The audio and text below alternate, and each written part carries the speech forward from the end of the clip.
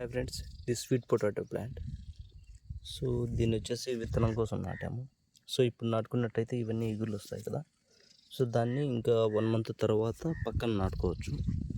So ఇదంతా కూడా విత్తనానికి నాటడం జరిగింది. అలాగే ఇది వచ్చేసి నాటు వెరైటీ.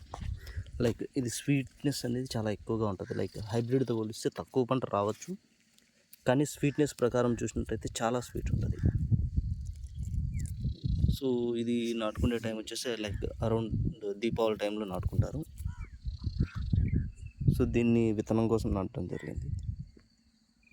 సో ఇంకో 1 మంత్ 1.5 మంత్లో దీన్ని మెయిన్ పొలంలోకి లైక్ సాల్ అనేది లైక్ డ్రిప్ ఇరిగేషన్ సెటప్ చేసి నాటుతాము.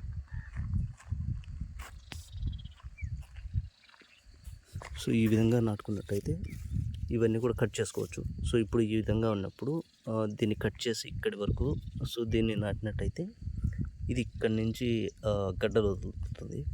సో ప్రజెంట్ వచ్చేసి ఇప్పుడు ఉండేవి కొన్ని ఏర్లు పెట్టుంటాయి. లైక్ వీటిని నాటి ఒక 10 days అవుతుంది.